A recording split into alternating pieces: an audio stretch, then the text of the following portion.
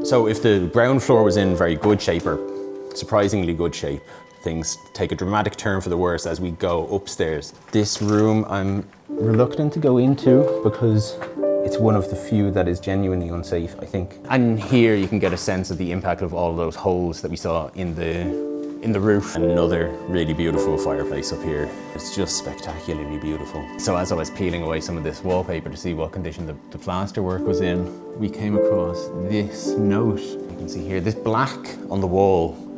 I was terrified that was, I don't know, some sort of black mold or something. It's actually tar. The woodworm must be not this, and that's, you know, that's just coming apart in your hand, really.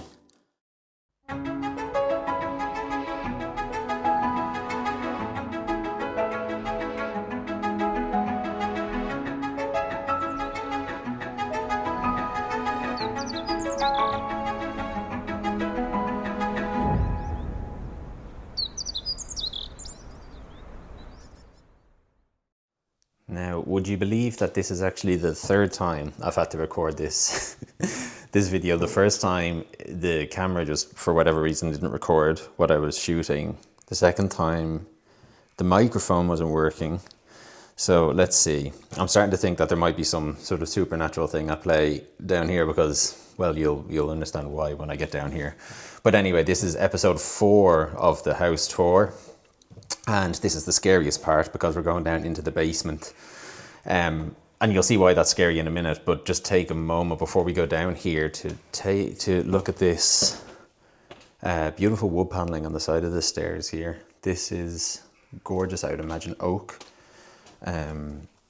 stained oak, and it's in a couple of different areas. I'd actually like to reinstate this in a couple of other rooms, potentially the library as well. But it's the same wood used in the door frames and some of the window frames in here as well. Really beautiful. So, wish me luck as we go down into the basement. And straight away you can see why I've brought a torch, because as I've already said, there is no electricity in this house. So obviously there's no lighting, and you can see here if I turn off the torch, that would make for a pretty boring video. I'm gonna keep the torch on because it's quite terrifying down here. So the basement originally would have served a couple of different purposes. When it was first built by James Barry, the basement would have been servants' quarters and also where a lot of the work of the staff would have been done. So the washroom would have been down here. The kitchen originally would have been down here. And also this is most likely where the staff would have lived. More recently, this room I suspect was used as a laundry room or a washroom, evidenced by this sink. It's not a Belfast sink. I'm not entirely sure what that style of sink is called. Belfast sink is a slightly different shape, but it's a huge sink. You can see today it's full of just dust and detritus. You have these huge wooden beams that are supporting most of the upstairs. These are probably, I'd say 20 centimeters thick by probably, I don't know what that is, 40. So really, really thick beams. Not sure exactly what type of wood. I'd imagine probably oak. But very difficult to find wood of that size now, and luckily they're in pretty good condition. If any of those beams, it will remain to be seen exactly if any of them need to be replaced, but if they do, they will most likely have to be replaced by steel, because finding wooden beams of that size would be very difficult today. This was quite interesting. This, I don't know if you can make that out on the video, but this is a hole in the wall, essentially, that leads up into a chimney. I can't see that, and I'm not going to stick my head in there. I had no idea what that was used for originally, until I visited with somebody a couple of weeks ago, and they pointed out that the surround here looks like it would have housed a a stove or a hearth of some type, which makes sense. So they might have had a stove here where I'm shining the torch, and then the flue of that would have gone up through the chimney here so that the smoke and fumes could be extracted out of this room, which makes sense. This right here, the wooden beam, I have no idea what that is or why they've gone as far as using these iron brackets to fix it in position, especially in that position, that angle. My only thought was that this was used for potentially drying something. If this was a laundry room, that maybe they were hanging clothes from that and having it dry over the stove, that would have gone there. But really it's only a guess. If anybody has any idea as to what that might have been used for, then please comment below. We'd love to hear them. Turn my torch back on before I venture out into the haunted basement. This would have been a sitting room more recently. You can see it's quite, I'm here on my own, and every time I hear a noise like that, I don't know if the camera's picking it up, but it is very unsettling. I probably wouldn't think much of it if I was upstairs, but when you're down here, it's quite scary. But yeah, this would have most likely been used as a sitting room. Here we have a fireplace. Unlike the fireplaces upstairs, this is a modern addition. This is almost certainly, I would say, 60s or 70s. Pretty unremarkable, if I say so, and will most likely be lost. In fact, it's already starting to come apart here. You can see it's breaking up. And if we look behind it there, you can see that for the most part that fireplace is knackered. The floor in here would have at one point been wood. It was laid on what looks like a sort of crudely poured concrete floor that was, I think, painted with bitumen, and then had these wooden joists, I don't know if that's the right word, put in, and then I would imagine floorboards laid over it. At some point they were lost, either removed or just rotted away. It looks like they were removed actually, because there's no evidence of it anymore. But the floor again is totally knackered. And this would have been a front door. So as I've said already, there were a couple of different instances or iterations of the basement in this house in terms of what it was used for. Originally it would have been housing and for the staff and the work quarters for the staff of the people that owned the house. But more recently as the 1960s, I believe, the last family that lived here, the Duffys, were renting out the basement to various local families, including one local family that lives just across the road actually. They still live very close. The mother of the family was in fact born in here. So that was, I would imagine, just to supplement the income. There was just two people. It was Mr. and Mrs. Duffy lived upstairs. They had all of this room to spare, so they rented it out to local families, and I can imagine they were quite comfortable down here. It's a really nice space. This is one of the scarier parts, and I really don't like going in here on my own, so I'm going to make this quite quickly. This was, I would imagine, used originally as a fuel store for either coal or turf or maybe wood. So we are directly underneath the porch in here, and it's quite cold. I don't know what we will use this for. More than likely as a fuel store actually. Someone else pointed out that it would make a very good wine cellar. Right now it's just host to some of the biggest spiders I've ever seen in my life. Anyone know what that spider is? I don't know if the camera's picking that up. Is it? A huge spider. Anyway, if it wasn't scary enough, huge spiders to boot. Gonna get out of there now. There's that noise again. I don't know if the camera's picking that up. This is another, I'm not sure what this would have been used for, but communal room, either a sitting room or potentially a dining room. Really good size, and it's got these beautiful sash windows, 6/1 sash windows, 3 of them. This one is knackered. These 2, though, in spite of the glass being mostly broken, are actually in pretty good condition. The wood is largely salvageable, if not all salvageable. So really positive signs there. I'm confident that we'll be able to rescue these windows and restore them. The floor, on the other hand, is completely done for. I don't know if you can see that, but it's just totally coming apart. And that's because out here, so at this window here, there is a huge valley. So that means that the rain just accumulates behind that in a big pool. And it rains quite a lot here in South Kerry. So whenever that happens, instead of draining away, there's no drainage system in place. It just seeps underneath the house and feeds into the basement, which is why everything is so damp and why the floors look like this. So yeah, in spite of that, it doesn't really feel that damp. It's obviously a damp space, but it doesn't feel particularly damp except for the floors rotting away.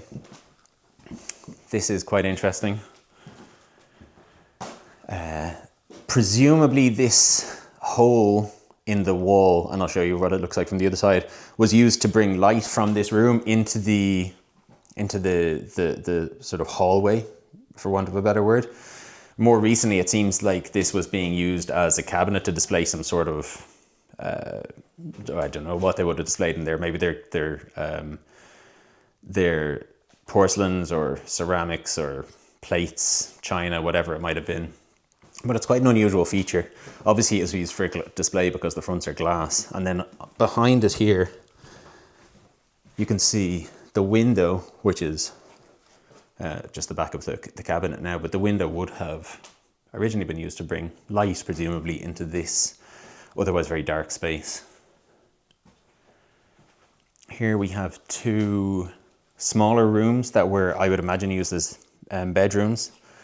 There's a fireplace, a very unremarkable fireplace, even more unremarkable than the other 2 down here. And the floor, again, totally done for in here. Not much to remark of in this room. The window, again, almost entirely intact, and I would imagine fairly operational if it weren't for the ivy growing through here and the plants growing in it. I think that window could be operational today. So again, really positive signs. I'm confident we'll be able to fix that quite easily. Well, not easily, but we'll be able to fix it definitely and restore it. That pane is broken, but we can replace that. And next door we have a very similar sized room. This one with a sink in it. So again, not sure what this would have been used for originally. Or not originally, it might have been used for something very different, but most recently it would have been used as, I don't know, a bathroom potentially, or a kitchen. The condition of the window again in here, pretty good. Definitely something that we can salvage with a bit of work. The floor, similarly, not so good. Probably the worst of all of them, actually. Like, it's just completely turned to dust there.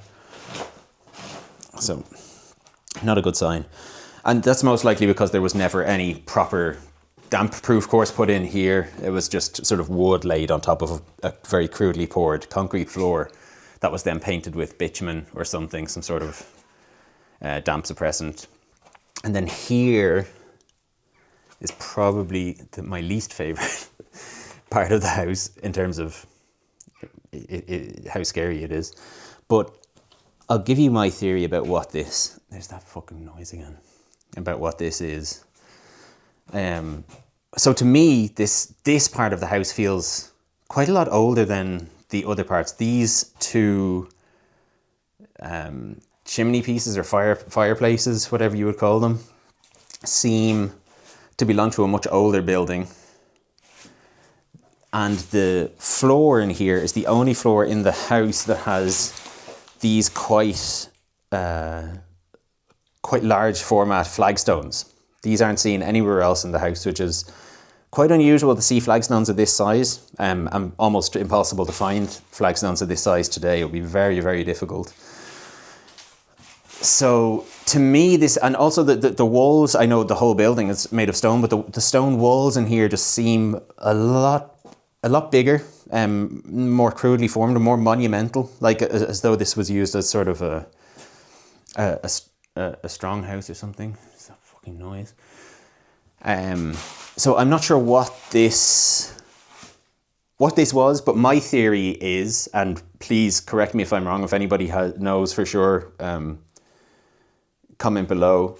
But my theory is that this was part of an older building, and that would account for the name of this house. So as I've said already, the house is called Villa Nova, which means new villa or new house. So presumably there was an older house here, and our house was built to replace it, and this might be what was left of the older building, which often happens in buildings like that. So new is an often used term in terms of Irish place names and Irish house names. So Newcastle, new house, new town.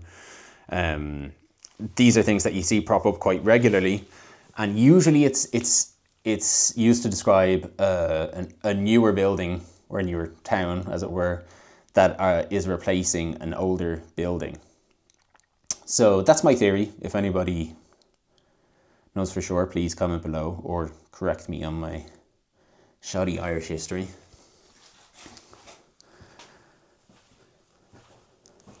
And through here is what was most recently used as a bathroom, presumably because there's a bath and a toilet in here, a plumbed toilet. So presumably when the house was let out, when the basement was let out as a apartment, this was the room that they were using as their bathroom.